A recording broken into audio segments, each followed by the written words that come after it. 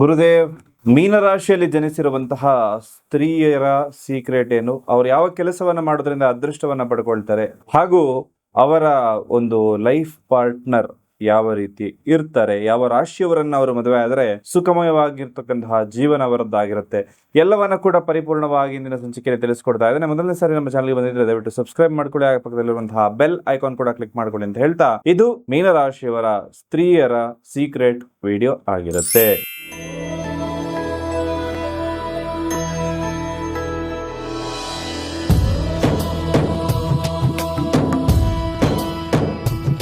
ಹಣಕಾಸು, ಮದುವೆ, ದಾಂಪತ್ಯ, ಪ್ರೀತಿ ಪ್ರೇಮ ಸಮಸ್ಯೆಗಳು, ಜೀವನದಲ್ಲಿ ನೆಮ್ಮದಿ ಇಲ್ಲದಿರುವುದು, ವ್ಯಾಪಾರ ಅಭಿವೃದ್ಧಿ, ಮನೆಯ ವಾಸ್ತು ಹಾಗೂ ಇನ್ನಿತರ ಸಮಸ್ಯೆಗಳಿಗೆ ಶಾಸ್ತ್ರೋಕ್ತ ಮತ್ತು ಶಾಶ್ವತ ಪರಿಹಾರವನ್ನ ತಿಳಿಸಿಕೊಡುತ್ತಾರೆ. ಗುರೂಜಿಯವರ ಅಪಾಯಿಂಟ್ಮೆಂಟ್ಗಾಗಿ ಕರೆ ಮಾಡಿ.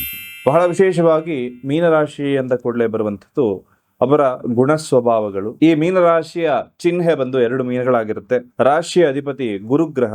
ಮೀನರಾಶಿಯ ಮಹಿಳೆಯರು ಅತ್ಯಂತ ಸಂವೇದನಾಶೀಲರು ಹಾಗೂ ಭಾವನಾತ್ಮಕ ಜೀವಿಗಳಾಗಿರ್ತಾರೆ. ಇವರು ಎಲ್ಲವನ್ನ ಕೂಡ ಸುಲಭವಾಗಿ ನಂಬಿಬಿಡ್ತಾರೆ. ಅಂದ್ರೆ ಇವರನ್ನ ನಂಬುವ ರೀತಿ ಯಾರು ಹೇಳ್ತಾರಲ್ಲ ಅಂತ ವಿಚಾರವನ್ನ ತುಂಬಾ ಬೇಗ ನಂಬ್ತಾರೆ. ಬೇರೆಯವರ ಪ್ರಭಾವಕ್ಕೆ ತುಂಬಾ ಬೇಗನೆ ಒಳಗಾಗ್ತಾರೆ. ಸಹನೆ ಮತ್ತು ತಾಳ್ಮೆ ಅಂತಕ್ಕಂಥದ್ದು ಕೂಡ ಇವರ ದೊಡ್ಡ ಆಸ್ತಿ. ಅಂದ್ರೆ ಯಾವ ವ್ಯಕ್ತಿಯಿಂದ ತೊಂದರೆ ಆಗಿರುತ್ತಲ್ಲ ಅವರಂತ್ರ ಕ್ಷಮಿಸಿ ಆ ವ್ಯಕ್ತಿಯನ್ನ ಕ್ಷಮಿಸುವಂತಹ ವಿಶೇಷವಾದ ಗುಣ ಇವರಲ್ಲಿ ಹೆಚ್ಚಾಗಿರುತ್ತೆ. ಎಂತಹ ಕಷ್ಟದ ಪರಿಸ್ಥಿತಿ, ಎಂತಹ ಏರುಪೇರಾಗುವಂತಹ ಒಂದು ಪರಿಸ್ಥಿತಿ ಬಂದರೂ ಕೂಡ ಧೃತಿಗೆಡದೆ ಸದೃಢವಾಗಿ ನಿಲ್ಲುವಂತವರು ಈ ಒಂದು ಮೀನರಾಶಿಯವರಾಗಿರ್ತಾರೆ.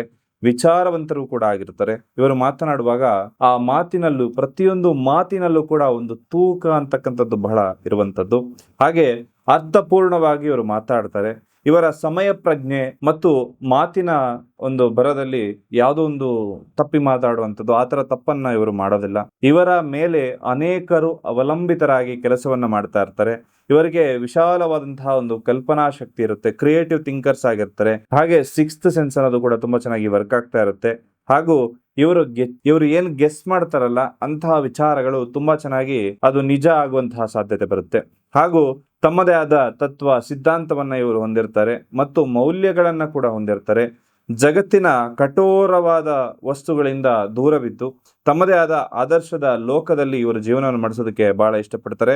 ಯಾರಿಗೂ ಕೂಡ ಕೆಡುಕನ್ನ ಅಥವಾ ತೊಂದರೆ ಆಗುವ ರೀತಿ ಇವರು ನಿರ್ಧಾರವನ್ನು ತೆಗೆದುಕೊಳ್ಳೋದಿಲ್ಲ. ಇವರ ವ್ಯಕ್ತಿತ್ವ ಆಕರ್ಷಕ ವ್ಯಕ್ತಿತ್ವ ಆಗಿರುತ್ತೆ. ಇವರ ರೂಪ ಅಥವಾ ವ್ಯಕ್ತಿತ್ವ ಪುರುಷನನ್ನ ಆಕರ್ಷಿಸುವ ಸಾಮರ್ಥ್ಯವನ್ನ ಕೂಡ ಹೆಚ್ಚಾಗಿ ಹೊಂದ್ಕೊಂಡಿರುತ್ತೆ. ಇವರು ಅಲಂಕಾರ ಮಾಡ್ಕೊಳ್ಳೋದ್ರಲ್ಲಿ ಎತ್ತಿದ ಕೈ ಆಗಿರುತ್ತೆ. ಹಾಗೂ ಸೌಂದರ್ಯ ವರ್ಧಕಗಳನ್ನ ಬಳಸುವಂಥದ್ದು ಹಾಗೂ ಒಂದು ಸೆಲ್ಫ್ ಕೇರ್ ಮಾಡುವಂಥದ್ರಲ್ಲಿ ಮೀನರಾಶಿಯ ಸ್ತ್ರೀಯರನ್ನ ಮೀರಿಸೋದಕ್ಕೆ ಯಾರಿಂದ ಕೂಡ ಸಾಧ್ಯ ಇಲ್ಲ. ಅತ್ಯಂತ ಶುಚಿಯಾಗಿರ್ತಕ್ಕಂತಹ ವ್ಯಕ್ತಿಗಳು ಕೂಡ ಇವರಾಗಿರ್ತಾರೆ. ಪ್ರೀತಿ ಮತ್ತು ನಂಬಿಕೆ ವಿಚಾರ ಅಂತ ಹೇಳುವಾಗ ಪ್ರೀತಿಯ ವಿಚಾರದಲ್ಲಿ ಇವರು ತುಂಬಾ ಗಂಭೀರವಾಗಿರ್ತಾರೆ. ಸುಲಭವಾಗಿ ಯಾರನ್ನ ಕೂಡ ನಂಬೋದಿಲ್ಲ. ಒಬ್ಬರಿಗೆ ಮನಸ್ಸನ್ನ ಕೊಡೋದಿಲ್ಲ. ಒಂದ್ಸರಿ ಮನಸ್ಸು ಕೊಟ್ಟು ಅಂದ್ರೆ ಖಂಡಿತವಾಗ್ಲೂ ಕೂಡ ಅವರು ತೊಂದರೆ ಕೊಡ್ತಾ ಇದ್ರು ಕೂಡ ಇವರು ಅವರ ಹಿಂದೆನೆ ಹೋಗ್ತಾ ಇರ್ತಾರೆ. ಆ ರೀತಿಯಾಗಿರ್ತಕ್ಕಂತಹ ವ್ಯಕ್ತಿತ್ವ ಮೀನರಾಶಿಯವರದಾಗಿರುತ್ತೆ. ಅಂದ್ರೆ ಒಂದ್ಸರಿ ಒಬ್ಬರನ್ನ ಒಪ್ಪಿದ್ದೇನೆ ಅಂದ್ರೆ ಖಂಡಿತವಾಗ್ಲೂ ಕೂಡ ಅವರಿಗೆ ಸರ್ವಸ್ವವನ್ನ ತ್ಯಾಗ ಮಾಡುವ ವ್ಯಕ್ತಿಗಳಾಗಿರ್ತಾರೆ. ಹಾಗೂ ಒಂದು ಇವರನ್ನ ಸರಿಯಾಗಿ ಯಾವ ವ್ಯಕ್ತಿ ಅರ್ಥ ಮಾಡ್ಕೊಂತಾನಲ್ಲ ಅಂತಹ ಪುರುಷನಿಗೆ ಇದಕ್ಕಿಂತ ಬೆಸ್ಟ್ ಆಗಿರುವಂತಹ ಹೆಂಡತಿಯನ್ನ ಪಡ್ಕೊಳ್ಳೋದಕ್ಕೆ ಸಾಧ್ಯವೇ ಇಲ್ಲ. ಹಾಗೆ ಆರೋಗ್ಯದ ವಿಚಾರ ಅಂತ ಹೇಳಿ ಬರುವಾಗ ನಿಮ್ಮ ಒಂದು ಪಾದಗಳನ್ನ ಈ ಒಂದು ಮೀನರಾಶಿ ಅಂತಕ್ಕಂಥದ್ದು ಒಂದು ಪ್ರತಿಬಿಂಬಿಸುತ್ತೆ. ಹಾಗಾಗಿ ಇವರಿಗೆ ಕಾಲಿಗೆ ಸಂಬಂಧಪಟ್ಟಂಥದ್ದು ಸಮಸ್ಯೆಗಳಂತಕ್ಕಂಥದ್ದು ಜಾಸ್ತಿ ಇರುತ್ತೆ. ಹಾಗೂ ಶೀತದ ಪ್ರಕೃತಿ ಕೂಡ ಇವರಿಗೆ ಅಷ್ಟಾಗಿ ಇಷ್ಟ ಆಗೋದಿಲ್ಲ. ಹಾಗೆ ಇವರು ಒಂದು ಶ್ವಾಸಕೋಶ ಅಥವಾ ಉಸಿರಾಟದ ಸಮಸ್ಯೆಗಳನ್ನ ಹೆಚ್ಚಾಗಿ ಒಂದು ಸಮಸ್ಯೆ ಅಂತ ಹೇಳಿ ಎದುರಿಸಬೇಕಾಗತ್ತೆ. ಈ ಮೀನರಾಶಿಯವರ ಮನಸ್ಸನ್ನ ಗೆಲ್ಲೋದು ಹೇಗಪ್ಪ ಅಂತಂದ್ರೆ ಇವರ ಟ್ರಸ್ಟ್ ಅನ್ನ ನೀವು ಗೆದ್ಕೋಬೇಕಾಗತ್ತೆ. ಇವರ ಟ್ರಸ್ಟ್ ಅನ್ನ ನೀವು ಉಳಿಸ್ಕೋಬೇಕಾಗತ್ತೆ. ಈ ರೀತಿಯಾಗಿ ಮಾಡ್ಕೊಳ್ಳೋದ್ರಿಂದ ಮೀನರಾಶಿಯವರನ್ನ ಖಂಡಿತವಾಗ್ಲೂ ಕೂಡ ನೀವು ಇಲ್ಲಿ ಹೋಲಿಸ್ಕೋಬಹುದಾಗತ್ತೆ. ಹಾಗೆ ಮೀನರಾಶಿಯವರು ಯಾವ ರಾಶಿಯವರನ್ನ ಮದುವೆ ಆದ್ರೆ ತುಂಬಾ ಚೆನ್ನಾಗಿರ್ತಾರಪ್ಪ ಅಂತಂದ್ರೆ ಕುಂಭರಾಶಿಯವರನ್ನ ಮದುವೆ ಆದ್ರೆ ಚೆನ್ನಾಗಿರ್ತಾರೆ. ಜೊತೆಯಲ್ಲಿ ಸಿಂಹ ರಾಶಿಯವರನ್ನ ಮದುವೆ ಆದ್ರೆ ಇವರ ಜೀವನ ಅತ್ಯಂತ ಶುಭಕರವಾಗಿರುತ್ತೆ. ಹಾಗೂ ಶುಕ್ರನ ಆಧಿಪತ್ಯ ಹೊಂದಿರುವಂತಹ ಈ ಒಂದು ವೃಷಭ ರಾಶಿ ಆಗಿರ್ಬೋದು ಅಥವಾ ತುಲಾ ರಾಶಿಯವರನ್ನ ಮದುವೆ ಆದ್ರೂ ಕೂಡ ಇವರು ಅತ್ಯಂತ ಸುಖವಾಗಿರ್ತಾರೆ. ಹಾಗೂ ಇದರ ಅದೃಷ್ಟದ ಬಣ್ಣ ಬಂದು ಹಳದಿ ಬಣ್ಣ ಆಗಿರುತ್ತೆ. ಹಾಗೂ ಅದೃಷ್ಟದ ಸಂಖ್ಯೆ ಬಂದು 3 ಸಂಖ್ಯೆ ಆಗಿರುತ್ತೆ. ಹಾಗಾದ್ರೆ ನಾವು ಬೇರೆ ರಾಶಿಯವ್ರನ್ನ ಮದುವೆ ಆಗಿದೀವಲ್ಲ, ನಮ್ದೇನು ತೊಂದರೆ ಇಲ್ವಲ್ಲ, ನಾವು ಚೆನ್ನಾಗಿದೀವಲ್ಲ ಅಂತ ಹೇಳಿದ್ರೆ ಖಂಡಿತವಾಗ್ಲೂ ಜಾತಕ ಅಂತಕ್ಕಂಥದ್ದು ಕೂಡ ಅದೇ ರೀತಿ ಪ್ರಭಾವವನ್ನು ಬೀರುವಂಥದ್ದು. ಒಬ್ಬ ಜಾತಕವನ್ನು ನೋಡಿ ಮದುವೆ ಆದಾಗ ಖಂಡಿತವಾಗ್ಲೂ ಆ ಜಾತಕ ಸೂಟಿದೆ ಅಂದರೆ ಯಾವ ರಾಶಿಯವರನ್ನು ಕೂಡ ಮದುವೆ ಆಗ್ಬೋದು. ಅಷ್ಟೇ ಯಾಕೆ, ಸ್ವಂತ ರಾಶಿಯವರನ್ನು ಕೂಡ ಮದುವೆ ಆಗ್ಬೋದು. ಆದರೆ ಇಲ್ಲಿ ನಾವು ಹೇಳುವಂಥದ್ದು ಯಾವ ರಾಶಿಯವರನ್ನ ಕಾಂಪ್ಯಾಕ್ಟಿಬಿಲಿಟಿ ಪರ್ಸೆಂಟೇಜ್ ಅಂತ ಹೇಳಿ ನೋಡುವಾಗ ಯಾವ ರಾಶಿಯವರನ್ನ ಮದುವೆ ಆದರೆ ಚೆನ್ನಾಗಿರುತ್ತೆ ಅಂತಕ್ಕಂಥ ಮಾಹಿತಿಯನ್ನು ತಿಳಿಸ್ಕೊಟ್ಟಿರುವಂಥದ್ದು. ಜೊತೆಯಲ್ಲಿ ಇವರು ಮಾಡಬೇಕಾಗಿರೋ ಪರಿಹಾರಗಳು ಏನಪ್ಪಾ ಅಂತಂದ್ರೆ ಬಹುಮುಖ್ಯವಾಗಿ ಬರ್ತಕ್ಕಂಥದ್ದು ನಿಮ್ಮ ರಾಶಿಗೆ ಅನುಗುಣವಾಗಿರ್ತಕ್ಕಂಥದ್ದು ಹಾಗೂ ನಿಮ್ಮ ರಾಶಿಯ ಅನುಗುಣವಾಗಿ ಇರ್ತಕ್ಕಂತಹ ಕಸ್ಟಮೈಸ್ ಆಗಿರುವಂತಹ ಬ್ರೇಸ್ಲೆಟ್ಗಳು, ಈ ಮಣಿಗಳೇನಿರುತ್ತಲ್ಲ ಇದನ್ನ ಕಸ್ಟಮೈಸೇಷನ್ ಮಾಡಿಕೊಟ್ಟಿರ್ತೇವೆ ನಿಮ್ಮ ರಾಶಿಯ ಅನುಗುಣವಾಗಿ ಹಾಗೂ ರಾಶಿಯ ಅಧಿಪತಿ ಅನುಗುಣವಾಗಿ.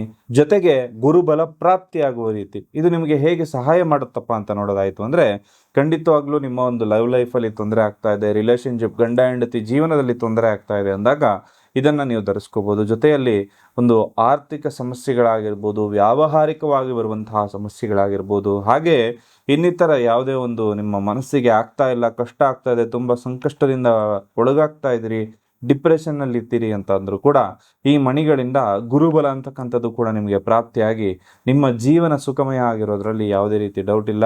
ಇದನ್ನು ಧರಿಸಿದವರು ಕೊಟ್ಟಂತಹ ರಿವ್ಯೂ ಅತ್ಯಂತ ಶ್ರೇಷ್ಠವಾದಂಥದ್ದು. ಅದನ್ನು ಒಂದು ಮಾತಿನಲ್ಲಿ ವರ್ಣಿಸೋದಕ್ಕೆ ಸಾಧ್ಯ ಇಲ್ಲ. ಸಾಧ್ಯವಾದಂಥವರು ಇನ್ನೂ ಧರಿಸಿಲ್ಲ ಅಂದರೆ ಖಂಡಿತವಾಗ್ಲೂ ಕಸ್ಟಮೈಸ್ ಮಣಿಗಳು ನಿಮ್ಮ ರಾಶಿ ಅನುಗುಣವಾಗಿರ್ತಕ್ಕಂಥದ್ದು ಇವತ್ತೇ ತರಿಸ್ಕೊಳ್ಳಿ. ಇದಿಷ್ಟು ಮೀನರಾಶಿಯವರ ಒಂದಷ್ಟು ಸೀಕ್ರೆಟ್ ವಿಚಾರಗಳಾಗಿತ್ತು. ಅವರ ಮನಸ್ಸನ್ನು ಗೆಲ್ಲೋದು ಹೇಗೆ ಅಂತ ಹೇಳಿ ತಿಳಿಸ್ಕೊಟ್ಟಿದ್ದೇನೆ. ಮುಂದಿನ ಸಂಚಿಕೆಯಲ್ಲಿ ವಿಶೇಷ ಮಾಹಿತಿಯೊಂದಿಗೆ ಮತ್ತೆ ಸಿಗೋಣ. ಎಲ್ರಿಗೂ ಕೂಡ ನಮಸ್ಕಾರ.